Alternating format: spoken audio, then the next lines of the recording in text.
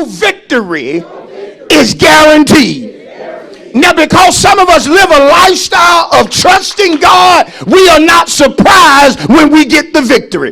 We are never caught off guard when God blesses us, promotes us, sends us better, does for us the good measure, the press, the shaking, and the running. No weapon formed against you shall prosper. Maybe two of them.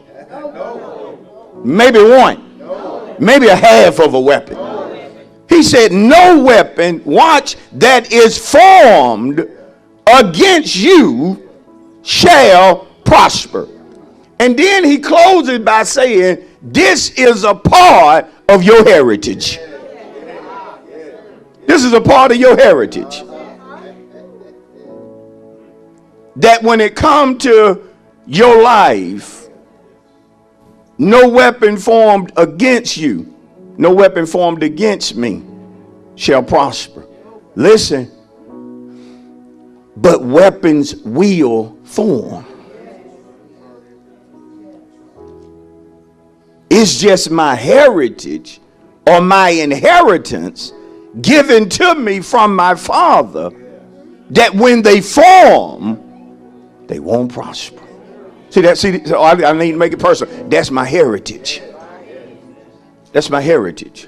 Now listen, they are formed, but they won't prosper.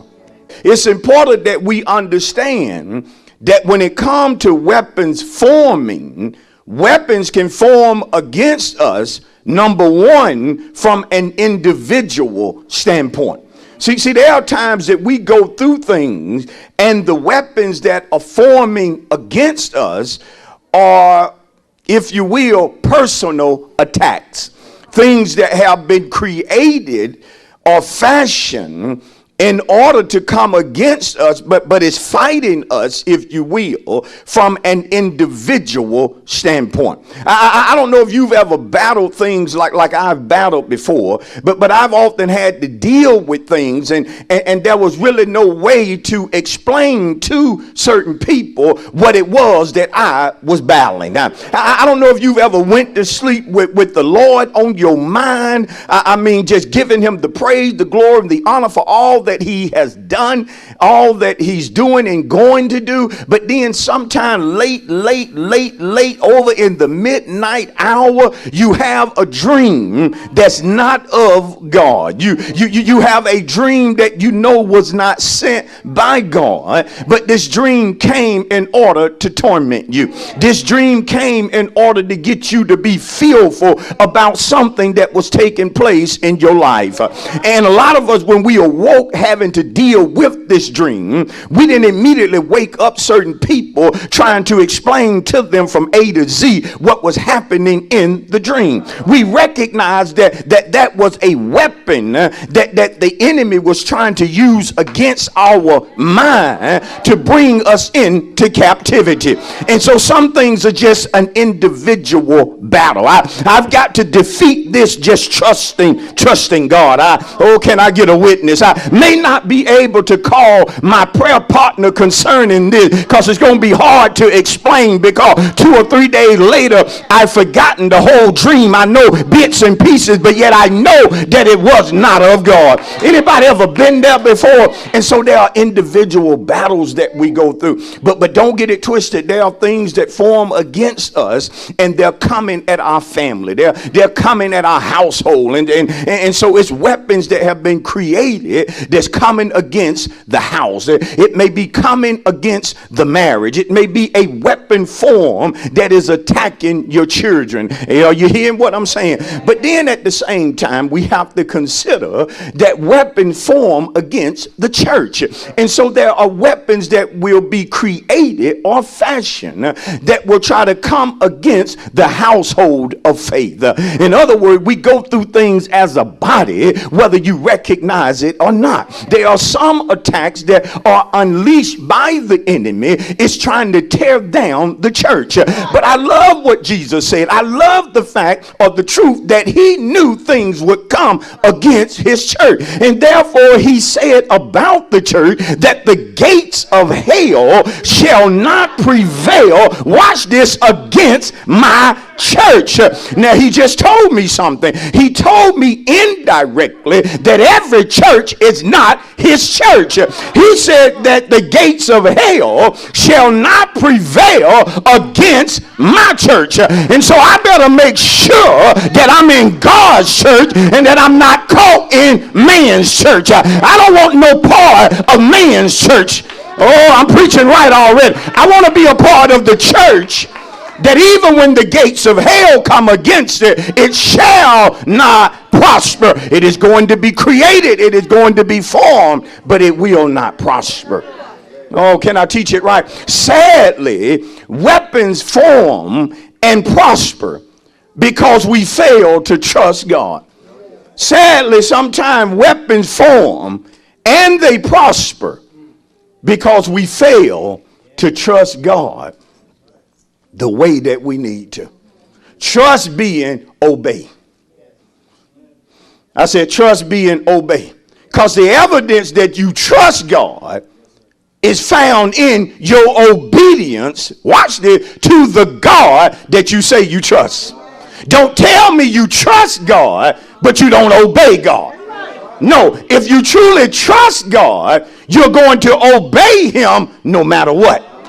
Come on, somebody.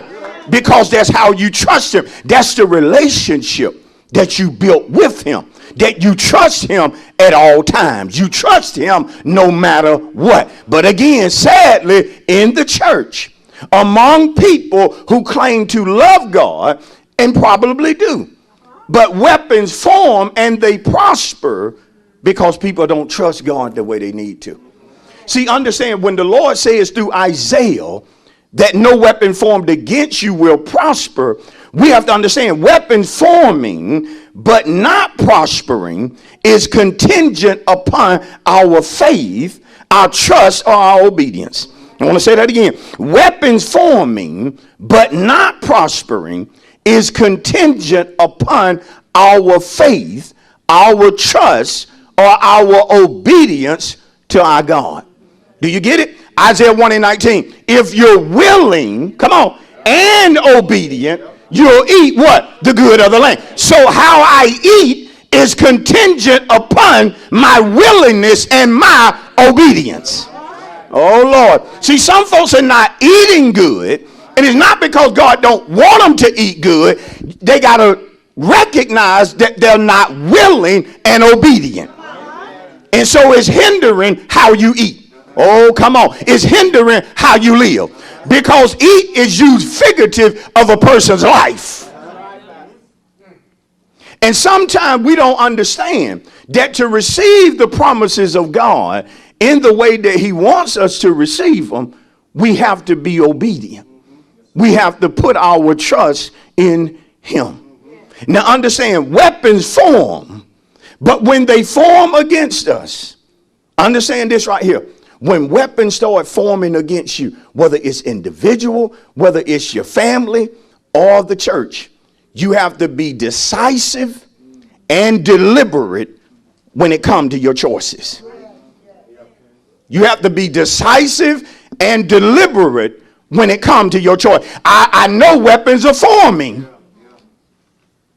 They're being created.